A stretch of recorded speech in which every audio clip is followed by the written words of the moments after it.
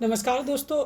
आज हम डिस्कस करने वाले पी वाई क्यू। जैसा कि हम हमेशा अपने चैनल पर पी वाई क्यू इसको भी डिस्कस करते हैं क्योंकि एग्ज़ाम बहुत ज़्यादा नज़दीक पास आ चुका है।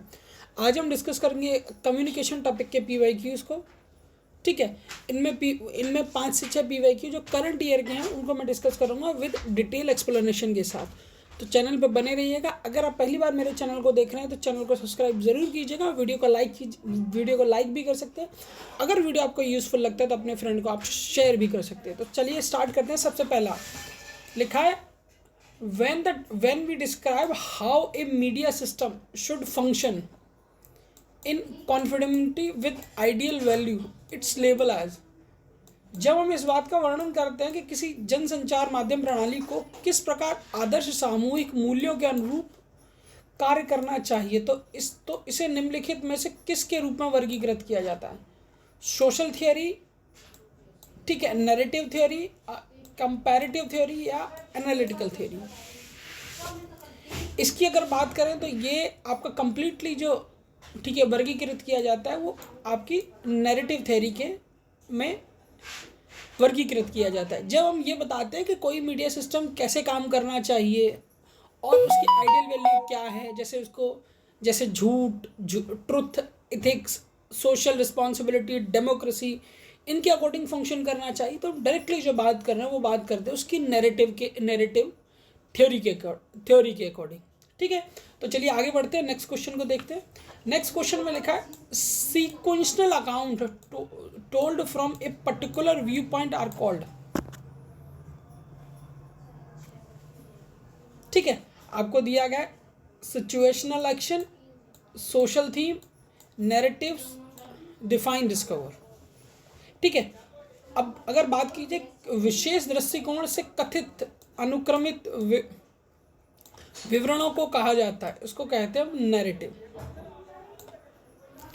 ठीक है, जब हम किसी पर्टिकुलर व्यू पॉइंट से घटनाओं को सीक्वेंस क्रम में बताते हैं, यानी पहले ये हुआ, फिर ये हुआ, फिर उसके बाद ये हुआ, तो उसको हम डायरेक्टली कहते हैं नैरेटिव, यानी हम उसका वर्णन कर रहे हैं। ठीक है, चलिए अगले क्वेश्चन की ओर बढ़ते हैं। थर्ड नंबर क्वेश्चन में which of the following are the part of narrative. ठीक है, निम्नलिखित में से कौन से वर्णन यानी व्याख्यान का भाग है? ठीक है, तो चलिए स्टार्ट करते हैं। सबसे पहले लिखा a sequence of beginning, middle and end, causal development between the sequence and action conclusion, memorable phrases indicating what happened, absence of spiritual context, exclusion of the temporal factor।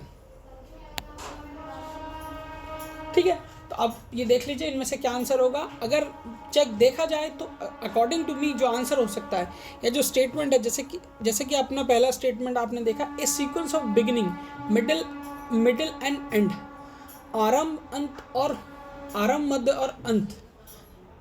ठीक है, ये नैरेटिव का वर्णन कर सकते हैं। सेकंड लिखा है कॉजल डेवलपमेंट, ठीक है, अनुक्रम और निष्कर्ष का हेतु विकास, ये भी नैरेटिव का वर्णन कर सकते हैं। मेमोरेबल यानी सोचने वाली बात के बारे में यहाँ डिस्कशन हो रहा है, मेमोरेबल।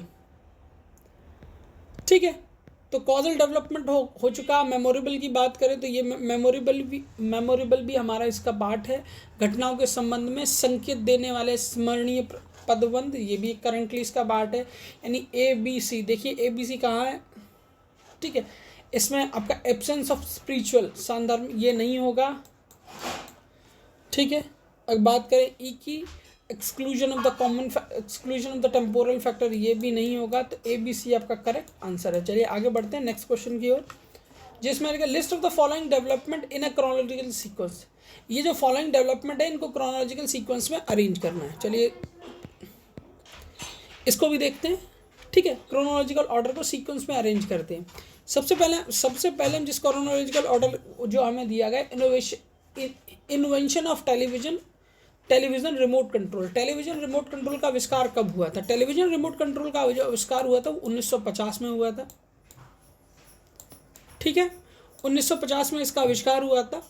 ठीक है, तो अगर हम इसकी, ठीक है, तो ये हो गया। अब हम पहले सबका ये देख लेते हैं कि किसका डेवलपमेंट कब हुआ, तो उसके बाद इनको सीक्वेंशनल ऑर्डर में अरेंज कर लेंगे। अब बात करते हैं पब्लिकेशन ऑफ डिरोनल, दैनिक प्रकाशन, डिरोनल्स।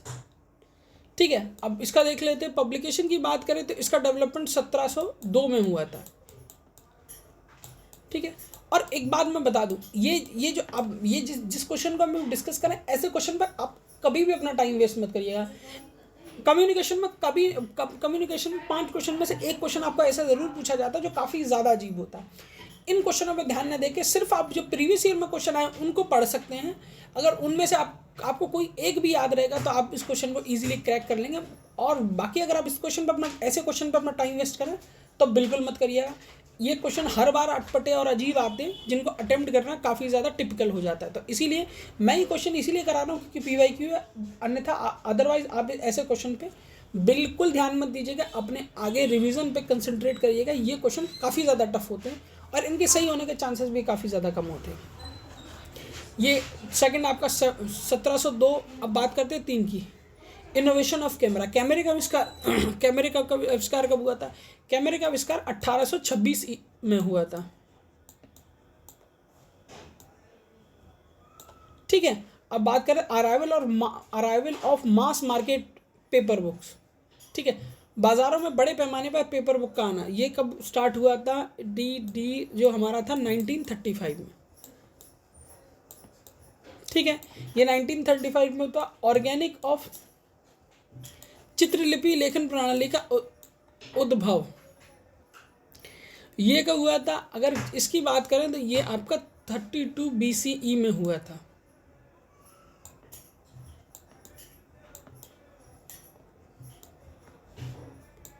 यानी आप इतना समझ लीजिए, सबसे ओल्ड यानी फर्स्ट ये। अब ये देखिए ई कहाँ फर्स्ट है, बाकी सब आप आंख बंद करके क्रॉस कर दी, ई हमारा फर्स्ट है, ये तो यही हमारा करेक्ट आंसर होगा। चलिए बढ़ते हैं नेक्स्ट क्वेश्चन की ओर। लिखा है ethic approach of the communication in character. ठीक है, अब इथिक्स अप्रोच, इथिक अप्रोच। ठीक है, अब इसके लिए हमें दिया गया है रिकंस्ट्रक्टिव, प्रतिबंध, मैकेनिकल, यांत्रिक, यूनिवर्सल, संभाविक, नॉन कल्चरल।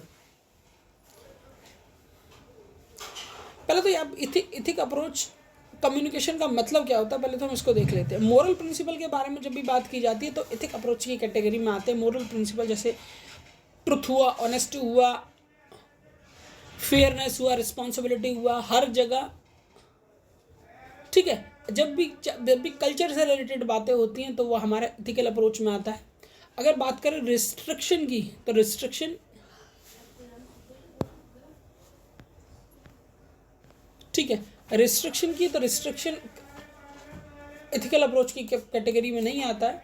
ठीक है, इथिकल अप्रोच की कैटेगरी में जो आता है वो यूनिवर्सल इथिक अप्रोच की कैटेगरी में आता है, क्योंकि ये हमारा मैकेनिकल भी नहीं होता, नॉन कल्चरल तो बिल्कुल नहीं होता था। इथिक्स अप्रोच हमारा यूनिवर्सल की कैटेगरी में आता है। तो क्वेश्चन ऑप्शन नंबर 3 इसका कंप्लीटली आंसर होगा। बढ़ते हैं अगले क्वेश्चन की ओर। लिखा है संकेत के अध्ययन के बारे में फ्रेंडिस डे सुर ने दृष्टिकोण को किस प्रकार वर्णित किया जाता है?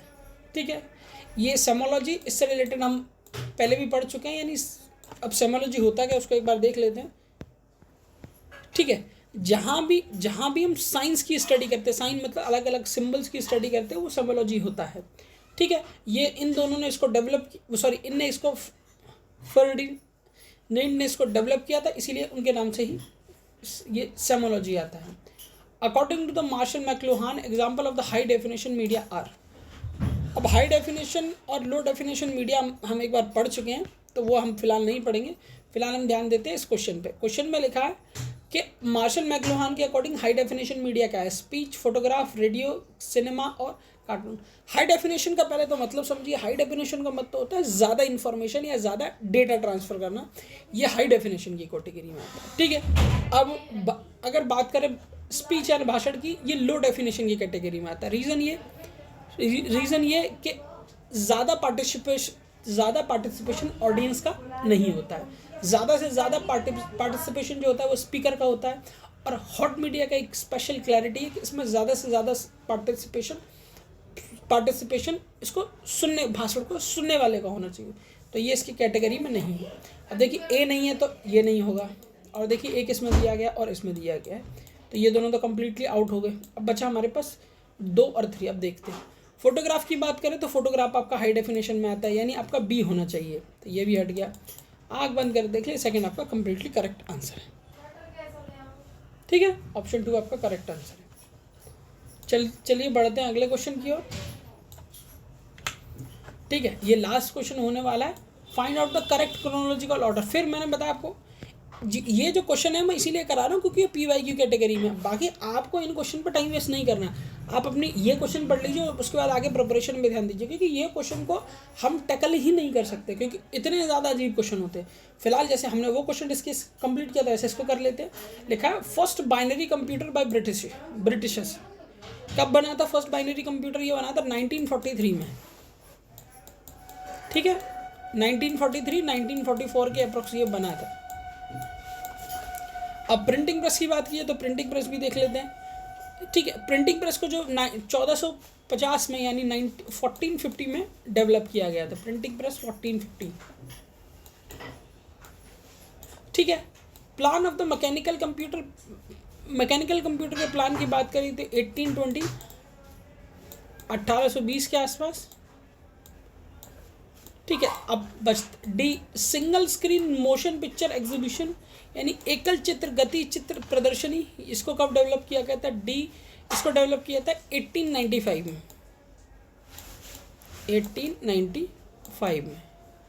बात देखो first public broadcasting on television, ये कब हुआ था? फर्स्ट टेली ब्रॉडकास्टिंग ये हुआ था आपका 1936 यूके में। अब इसके अकॉर्डिंग आप इन सबको क्रोनोलॉजिकल ऑर्डर में लगा सकते हैं। ठीक है, कंप्लीटली हमने आज 8 क्वेश्चन डिस्कस करे हैं, जो सारे क्वेश्चन PYQs हैं। इनमें हमने कॉन्सेप्ट